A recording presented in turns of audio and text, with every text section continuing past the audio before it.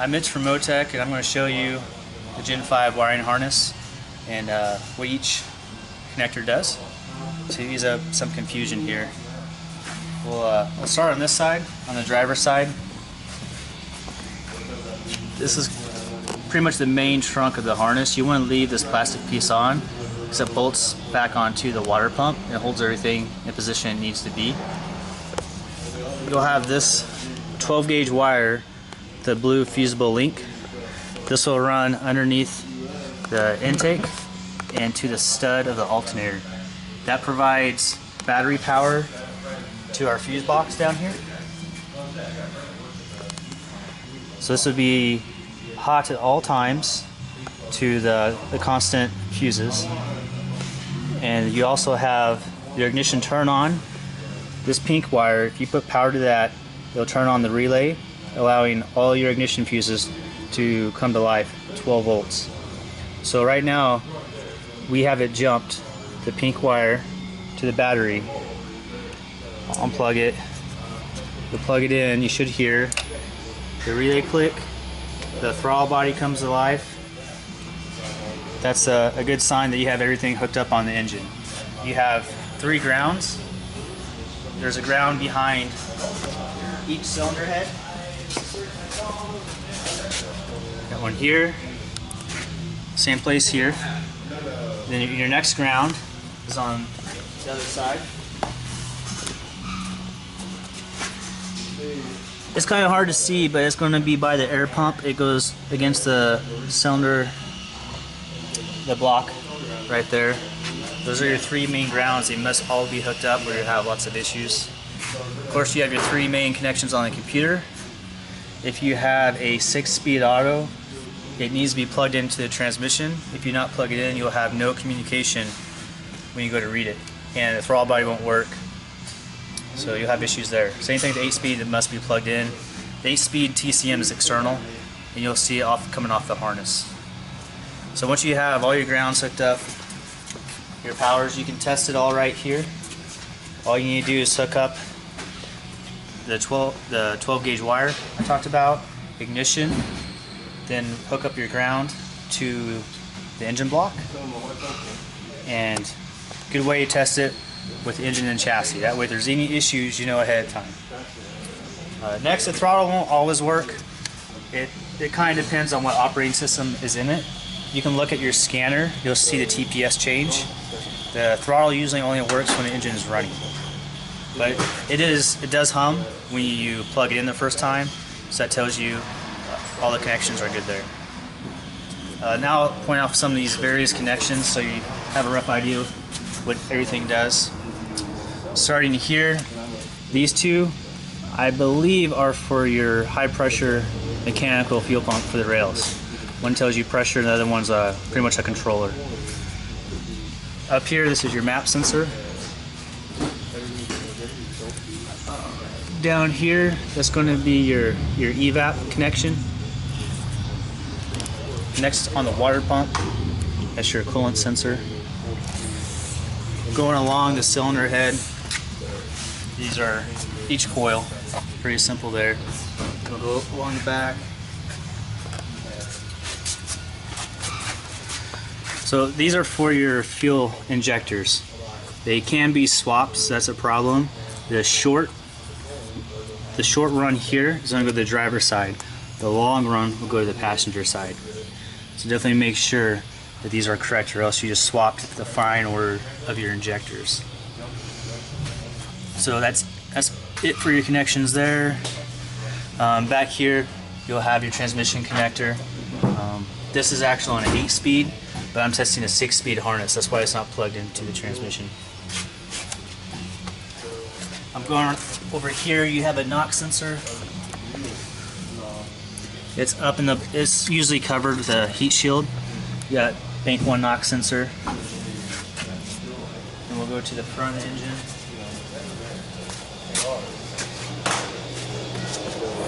It's pretty hard to see by your air pump. This is your cam. Your cam plug will plug in there. And there's a plastic channel the harness runs through. Just bolt that back up. Everything will plug right in. Can't really mess it up.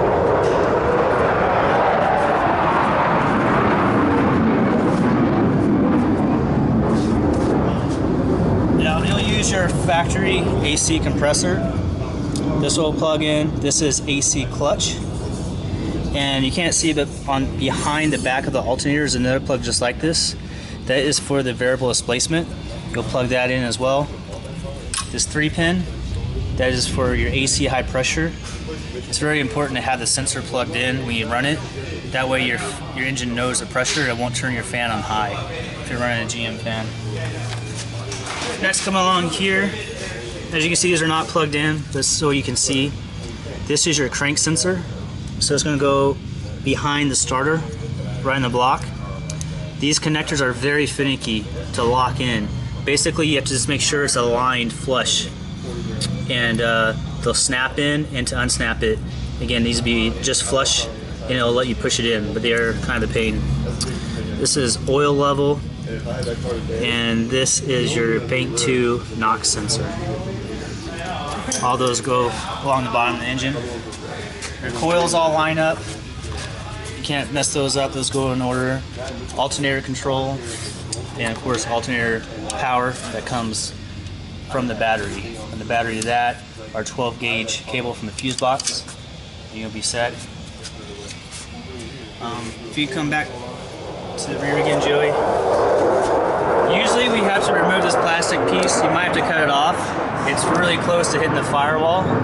So to be safe, go ahead and cut it off. And it should save you a little time in case it is a really tight fit.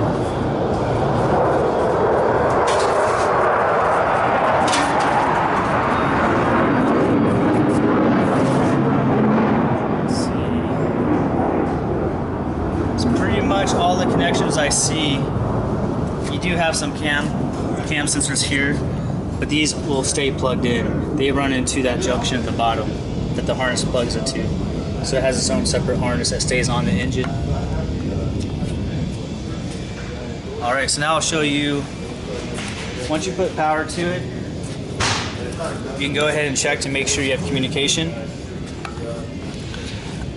I'll go ahead and reset this. Alright, the throttle body comes alive. Alright, so we have communication. If you have this is an old scanner, so it is not updated for this 2015. I'm just putting a truck in it. It will still see a lot of stuff. I'm going to go to view data.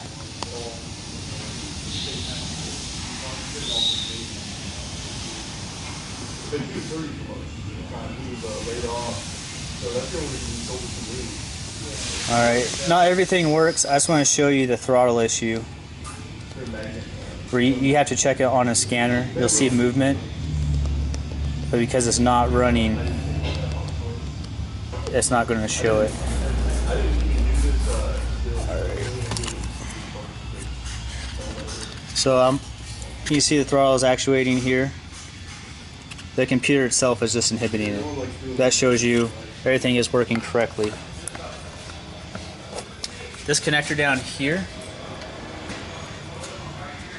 this is for our emissions harness.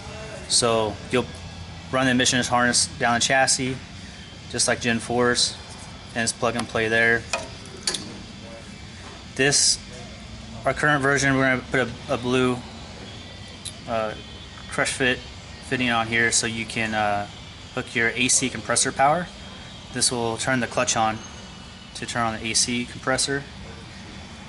And this is a brown green or brown yellow, it depends on what harness, but I'm going to put a red connector on it.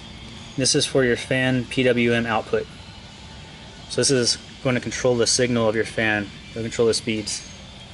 That's pretty much the only two wires that you'll have hanging out there that you need to splice in. On this 5-pin connector, we're only using 4 wires. But we got ignition, this is crank and cam signals, and green is AC pressure. But these will pretty much be plug and play to your Jeep harness that we modify. And this blue wire is for a Pentastar. It runs into your Jeep high pressure side. You tap that in for your AC to work. This is the 28-pin connector we use. This runs through the firewall So right now on the inside of your vehicle, you're just going to have your pedal, the connector, and your OB2 port, and one ground, right, so it go to the firewall. And this is just a simple way to test it before you drop the body and make sure everything's functional. All right, thank you.